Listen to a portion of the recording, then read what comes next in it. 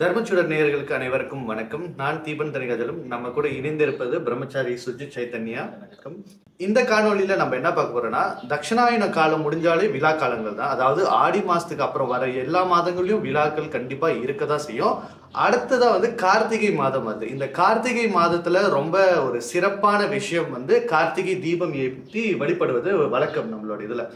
So இந்த கார்த்திகை தீபமோட பொருள், கார்த்திகை தீபம் எதுக்காக கொண்டாடுவாங்க, எங்க கொண்டாடுவாங்க, நம்ம வீட்டுல நம்ம எப்படி அழகா நம்ம கொண்டாடலாம் அப்படிங்கிற ஒரு விஷயத்த நம்ம இன்னைக்கு பார்க்க போறோம்.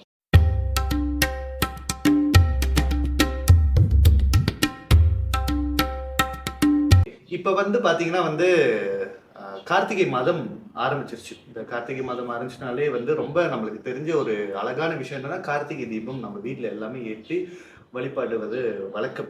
ஸோ இந்த கார்த்திகை தீபமோட அர்த்தங்கள் என்ன, எதுக்காக கார்த்திகை தீபம் நம்ம கொண்டாடுறோம்? இந்த கார்த்திகை அப்படின்னு சொல்லக்கூடிய மாதம், அதாவது இந்த வருட கடைசியில் வரக்கூடிய இந்த மாதம், அதாவது தை மாதம் வரை பார்த்தோம்னா நம்ம வீட்டு முன்னுக்கு விளக்கு ஏற்றுதல், வீடுகளில் நிறைய விளக்கு ஏற்றுதல் அப்படின்னு சம்பிரதாயம் இருக்குது. இது கார்த்திகை மாதத்துக்கு மட்டும் இல்லை, மார்கழியில் பார்த்தோம்னா மார்கழி மாதத்துக்கு வீட்டு முன்னுக்கு கோலம் போட்டு அங்கே அதுக்கப்புறம் தீபங்கள் வீட்டில் நிறைய ஏற்றுவாங்க. இந்த எஸ்பெஷலி இந்த கார்த்திகை மாதத்தில் ஏன் தீபம் ஏற்றணும் அப்படின்னு சொன்னோம்னா, இந்த சூரியனோட ஆதிக்கம் பூமி மேலே ரொம்ப குறைவாக இருக்கும். அதனால இந்த நேரங்களில் நிறைய நோய்கள் இதெல்லாம் வர்றதுக்கு, நிறைய கிருமிகள் பரவறதுக்கான சான்சஸ் இருக்கும். இப்போ பார்த்தீங்கன்னா மழைக்காலம், இந்த கார்த்திகை மாசத்துல இந்த குளிர் அதிகமா இருக்கும்.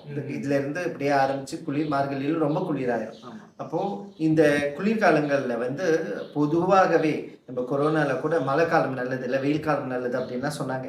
ஏன் அப்படின்னா இந்த குளிர்காலங்கள்லயும் மழைக்காலங்கள்லயும் என்ன ஆகும் அப்படின்னு சொன்னோம்னா, இந்த கிருமிகள் நிறைய பரவும். இந்த கிருமிகளை தடுக்கிறதுக்காக நம்ம என்ன செய்வோம் அப்படின்னு சொன்னா, நல்ல எண்ணெயிலையோ இல்லை தேங்காய் எண்ணெயிலையோ நாம விளக்க ஏற்றி கும்பிடுவோம். இன்னொன்று, இந்த இந்த மாதிரியாக நிறைய விளக்குகள் ஏற்றும் போது சூரியனுடைய அந்த ஆதிக்கம் இல்லாத நாளே இருக்கக்கூடிய பிரச்சனைகளை நம்மளால தீர்த்துக்க முடியும்.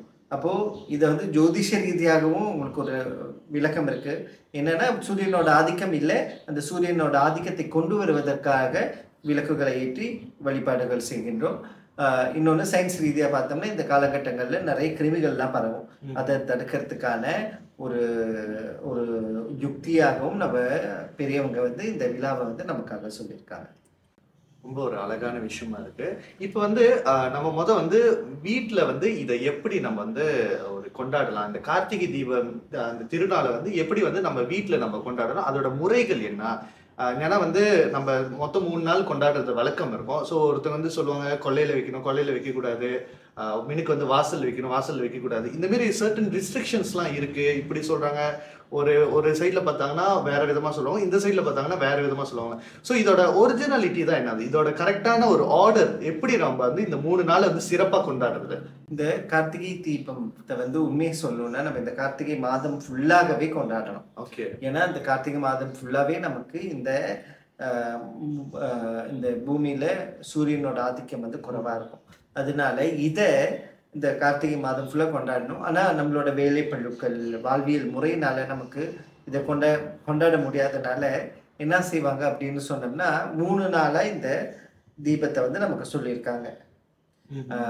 முதல் நாள் என்ன சொல்லுவாங்கன்னா, இந்த தீபம் முன்னாடி காலில் பார்த்தோம்னா, முதல் நாள் வீட்டு முன்னுக்கு ஏற்றக்கூடிய தீபம், 2வது வீட்டு பின்னாடி ஏற்ற சொல்லுவாங்க, 3வது நாள் நம்ம வீட்டு டாய்லெட்ல, குப்பை தொட்டி இருக்கக்கூடிய இடத்துல, கொல்லைப்புறங்கள்ல எல்லாம் ஏற்ற சொல்லுவாங்க. ஆனா உண்மை என்ன அப்படின்னு பார்த்தோம்னா, இந்த 3 நாளுமே இந்த எல்லா இடங்கள்லயுமே ஏற்றணும். இங்க எல்லாம் கிருமிகள் அதிகமா வரும். வீட்டு வாசல் ஏற்றி வைத்தல், அதே மாதிரி முக்கியமா டாய்லெட்ல இருந்து நிறைய கிருமிகள் வெளியாகிறதுக்கான சான்சஸ். அதனால இந்த டாய்லெட் அந்த காலத்துல இதெல்லாம் தான் அவங்களுக்கு நோயை எதிர்க்கிறதுக்கான ஒரு சில வழிகளாக கண்டுபிடிச்சாங்க. இப்போ நம்ம ஸ்ப்ரே இருக்கு, அது இருக்கு. ஆனா அந்த காலத்துல நம்ம முனிகள் ரொம்ப பூர்வமா யோசிச்சு இந்த விஷயங்களை நம்மளுக்காக பண்ணியிருக்காங்க. இப்படிதான் 3 நாளுமே எல்லா இடங்கள்லயுமே இந்த தீபங்கள்லாம் ஏற்றி கொண்டாடுதல் மிக சிறப்பு. அப்படி இல்லைன்னா முதல் நாள் வீட்டு வாசல்லையும், 2வது நாள் வீட்டுக்குள்ளே புறத்துலையும், 3வது நாள் வீட்டு டாய்லெட்ல, குப்பை தொட்டி இருக்கக்கூடிய இடங்கள்ல இந்த தீபங்களை ஏற்றி வழிபடுதல் நல்லது. ஓகே சுவாமிஜி, இப்போ வந்து நீங்க சொன்னோன்னே எனக்கு இன்னொரு கேள்வி வருது. என்னன்னா, இப்ப பாத்தீங்கன்னா ஒரு சிலர் என்ன பண்றாங்கன்னா, இந்த தீபம் வந்து எதுல ஏத்துறதுன்னு தெரியாது. என்ன டைப் ஆஃப் ஆயில் பாய்க்கிறாங்க அப்படின்னு தெரியாது. சில பேர் வந்து மண் கலயம் பாய்ப்பாங்க. ஒருத்தங்க வந்து அந்த மண்ணால செஞ்ச சில பேர் வந்து மண்ணால் செஞ்ச விளக்கு பாய்ப்பாங்க. சில பேர் வந்து பிராஸ்ல செய்ற விளக்கும் இருக்கும். இது வந்து என்ன டைப் ஆஃப் ஆயில்ல பாய்க்கிறது? என்ன மாதிரி திரி பாய்க்கிறது? ஏன்னா திரியிலேயே வந்து நெறைய விதமான திரி இருக்கு. அப்புறம் வந்து என்ன வகையான விளக்கு பாய்க்கிறது? அது ஒண்ணு.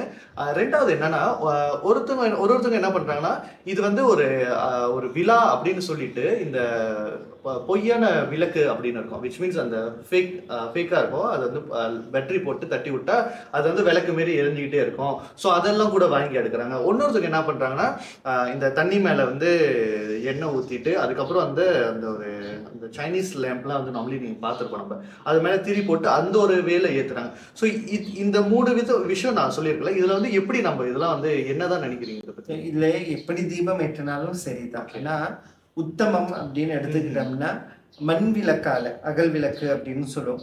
இதுக்கு அந்த அகல் விளக்குல மண் அகல் விளக்கால பஞ்சு திரி போட்டு நல்லெண்ணெய் இல்லைன்னா தேங்காய் எண்ணெய் இல்லைன்னா இது ரெண்டும் மிக்ஸ் பண்ணி ஏத்துறது ரொம்ப நல்லது. ஏன் அப்படின்னு சொன்னா இந்த தீபத்துல வரக்கூடிய அந்த ஒளி அந்த சூட்டுல இந்த இந்த கிருமிகள்லாம் சாகும். இன்னொன்று தேங்காய் எண்ணெய்க்கு வந்து பொதுவாகவே தேங்காய்க்கு வந்து ஒரு பொதுவான ஒரு இது இருக்கு. அது என்ன செய்யும்னா கிருமிகளை வந்து அதோட பக்கம் இழுக்கும். அப்போ அதை இழுக்கும் போது அந்த மண்கலயம் சூடாகும். அந்த இடங்கள்ல அந்த சூடு பரவுறதுனால அந்த கிருமிகள் வந்து இறக்கும். எப்பயுமே மண்ணால் செய்யப்பட்ட எதுவுமே மண் கலயத்துல சமைக்கிறது, உடல் விளக்குல விளக்கு போடுதல் எப்பயுமே உத்தமம். ஏன் அப்படின்னா இந்த மனித உடல் அப்படின்னு சொல்லக்கூடியது பிருத்திவி தத்துவம். பஞ்சபூதங்கள்ல வந்து இந்த பிருத்திவி தத்துவத்தோட ரொம்ப கனெக்ட் ஆயிருக்கும். அதனால நமக்கு தேங்காய் எண்ணெய் இல்லைன்னா நல்லெண்ணெய் ஊற்றி ஏற்றுதல் உத்தமம். அப்படி முடியல, அவங்களுடைய காசு இதெல்லாம் நம்மளுக்கு பார்க்க வேண்டியது இருக்கும். அப்போ முடியலன்னா கொஞ்சமாவது அதில் எண்ணெய்களோட இதை கலந்து செய்தல் பண்ணிக்கலாம். ஸோ அப்போ வந்து இந்த பேட்டரி விளக்கு, இந்த பிளாஸ்டிக் விளக்கு அதெல்லாம் வந்து பாய்க்க கூடாதுல்ல? கண்டிப்பாக பாய்க்க கூடாது. விளக்கு அப்படின்னு சொல்லக்கூடிய இந்த தீபத்துக்கு வந்து ஒரு ஒரு ஒரு அழகு இருக்கு, அதுக்கு ஒரு தத்துவம் இருக்கு. அந்த தத்துவத்துக்காக தான் இந்த விளக்கு ஏற்றுறோம். இந்த பேட்டரியில் உள்ள விளக்கு இதெல்லாம் அழகுக்காக வேணா வைக்கலாமே தவிர ஒரு தத்துவத்துக்காகவும் ஒரு விழா கொண்டாட்டத்துக்காக இது வைக்கிறது என்னை பொறுத்தவரையில் கூடாது. கார்த்திகை தீபம் அதே அட் த சேம் டைம்ல வந்து அக்னி ஸ்தலமான திருவண்ணாமலை அண்ணாமலையருக்கு வந்து அங்க நிறைய பூஜைகள் நடக்கும். அதே மாதிரி அங்க வந்து மகா தீபமும் வந்து அங்க உள்ள மலையில ஏற்றி வச்சு ரொம்ப ஒரு பெரிய விழாவா நடக்கும். அந்த ஊரே வந்து அந்த தீபத்துக்கு வந்து அவ்வளவு அழகா வெளிச்சமா இருக்கும் அப்படின்னு சொல்லுவாங்க. இந்த திருவண்ணாமலைக்கும் இந்த மகா தீபம்க்கும் அப்புறம் இந்த கார்த்திகை தீபம்க்கும் என்ன ரிலேட்டட்? அதாவது இந்த ஒரு தடவை இது ஒரு சின்ன புராண கதையோட சொல்லலாம். திருவண்ணாமலையோட ஸ்தல புராணத்தோட சேர்த்து சொல்லலாம். ஒரு தடவை பிரம்மா விஷ்ணுவுக்கும் வந்து ஒரு ஒரு ஒரு போட்டி ஏற்படுறது, யார் பெரியவர் அப்படின்னு. இப்போ சிவன் நடுநிலையா இருந்து என்ன சொல்றாரு அப்படின்னு சொன்னா, யார் வந்து என்னுடைய அடிமுடியை காண்றாங்களோ அவர்கள் தான் பெரியவர்கள் அப்படின்னு சொல்லி அவர் என்ன செய்யறாரு அப்படின்னா அக்னி ரூபமாக ரூபம் எடுத்து தரிசனம் கொடுக்கிறார். அப்படி தரிசனம் கொடுத்த நாள், அக்னி ரூபமாக தரிசனம் கொடுத்த நாள் இந்த மகா கார்த்திகை தீபம் அன்று அப்படின்னு சொல்றாங்க பெரியவங்க. திருவண்ணாமலையே சிவலிங்கமாக இருக்கின்றது. அதுல அவரு இந்த அக்னி ரூபம் எடுத்தார், அக்னிலிங்க ரூபம் எடுத்தார் அப்படின்னு காண்பியதற்காக இந்த மகா தீபம் ஏற்றி அங்க அந்த விழாக்களை கொண்டாடுறாங்க. ரொம்ப நல்லா இருந்துச்சு சுவாமிஜி. இந்த இந்த கார்த்திகை தீபம், இது செய்யக்கூடாத விஷயங்கள், இதோட அர்த்தங்கள் என்ன, அப்புறம் இந்த கோயிலோட அதாவது திருவண்ணாமலையில இதை செலிப்ரேட் பண்றோட மீனிங் என்ன, எதுக்காக அந்த அன்னைக்கு செலிப்ரேட் பண்றாங்கன்னு ரொம்ப அழகா சொல்லியிருந்தீங்க. இன்று கார்த்திகை தீபத்தோட ஒரு அழகான பதிவை பார்த்தோம். இன்னும் பல பதிவுகளோடு நான் உங்களை சந்திக்கின்றேன். நான் தீபன் தனிகாஜலம் மற்றும் பிரம்மச்சாரி சுஜித் சைத்தன்யா. வணக்கம்.